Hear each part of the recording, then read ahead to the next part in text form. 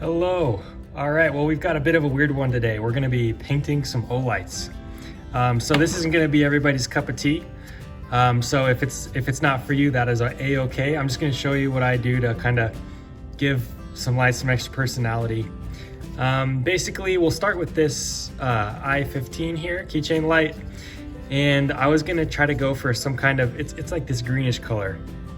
So I'm thinking some yellow and a little bit of red would look good on this, kind of go for that like Boba Fett color scheme almost. So yeah, let's get into it. I'll show you how I do this. It's super easy. You hardly need any materials or any artistic ability. So yeah, well, let's go through it. All right, so what we're going for here is just filling in these cuts on the light with some paint. I'm gonna be using nail polish.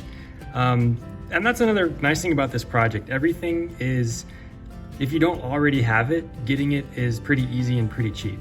Most of the stuff can be had at the dollar store, just some nail polish and acetone or nail polish remover will get the job done. But yeah, what I'm thinking for this light is I'm gonna fill in these little cuts in yellow, all but about 2 of them. I'll be filling in with red. And my plan is to kind of make it so that when these cuts align, to turn on the low mode, I'll pick 2 cuts that kind of line up, probably do these 2. So what I'm gonna do is make a mark with like a pen, just so I know which 2 cuts to fill in with red.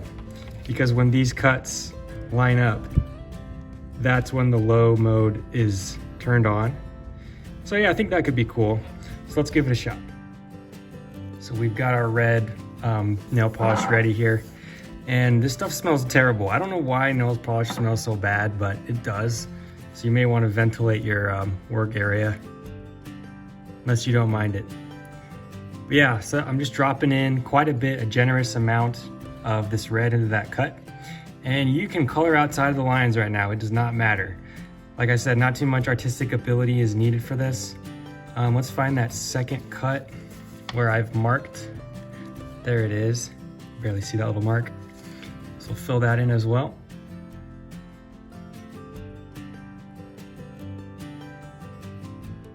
Get a good amount in there. Let it hang out and dry. We may come back to this in just a minute and give it a second coat just to fill in that cut a little bit more fully. This one looks pretty good, but this one looks like it could use another little bit in a minute. All right, we're back. I did hit this again just to get a little more red in there. This is still drying, but I think it's okay to work a little bit more. And now on the remainder of the cuts, I'm just gonna be using another color. I'm gonna use yellow in this case. And just do the same exact thing in all these cuts. Just applying a good amount in there. Like I said, if you color outside of the lines, it does not matter. Because we're gonna use the acetone in a paper towel to wipe the excess off. And all that will remain is what sits in these cuts. So should look pretty good, I'm hoping. We'll have to see. I've done this kind of thing never on a light before, but it's the same principle, so I'm hoping it applies here. So yeah, let me go ahead and fill the rest of these in, and then we will cut to when it's dry, and we'll start removing the excess with the acetone and paper towels. All right, almost done filling in all the cuts I want to with yellow. I did make a little bit of a mistake and got some polish up in the groove right in there. But yeah, no big deal. If it bothers you, you can just use acetone to take it out. But I'm just gonna roll with it and we're gonna fill it in. So basically right along the bezel, this ring here, get that filled in. And at this point, you're thinking this looks awful, and you're right. But the acetone, it's kind of like peeling tape off of a paint project. It's really satisfying, and it gets rid of kind of the excess you don't want. So yeah, that should about do it. Let's let this dry for 10-15 minutes, and we'll come back. And while this is finishing drying up, I just wanted to show you a quick thing.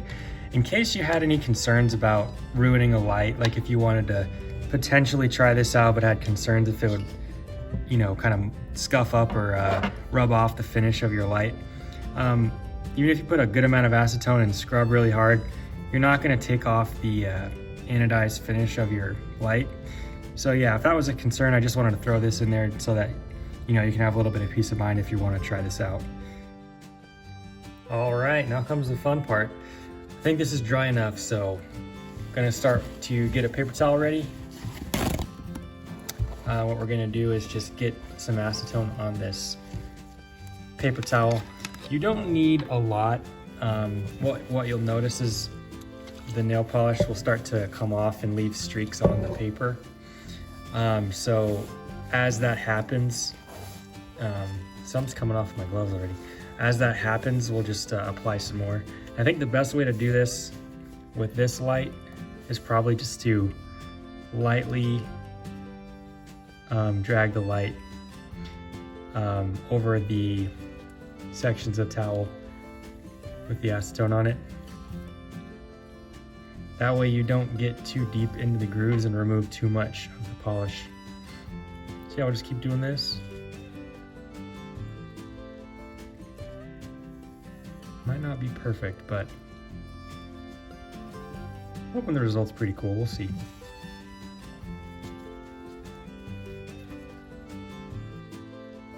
All right, so I finished wiping the light with the acetone and paper towel.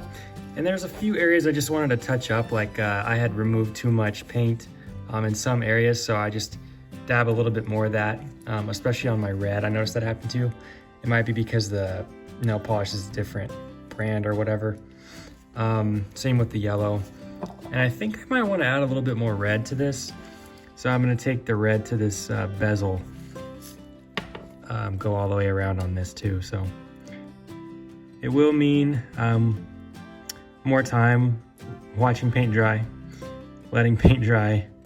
But you know, you may have to do this a couple times if you're like me and you got a little too impatient or you scrubbed a little too hard, but no big deal.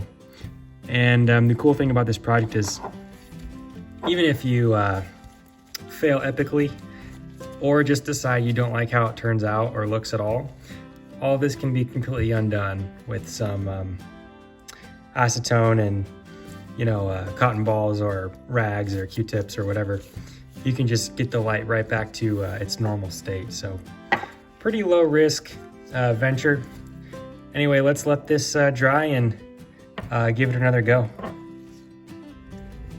Did another round of removal, and this is what I'm left with here. It is looking pretty sweet. I like it.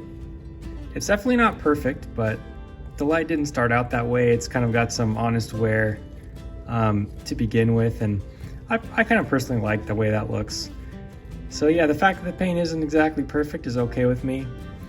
But yeah, this is how it turned out. Let me know what you guys think. Is this worth doing, or a waste of time, or did I ruin my light? Whatever you think, just let me know. And yeah, if you consider doing this sort of thing, I hope this video helps or maybe gives you an idea.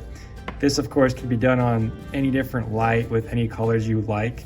In fact, I think it might be easier to do on a light with knurling like this. This was a little tricky because the cuts get deep and then shallow, so it's a bit hard to remove the right amount of paint in some of these cuts. So yeah, I like how mine turned out. Let me know what you guys think. Thanks for checking out the video. Have a good rest.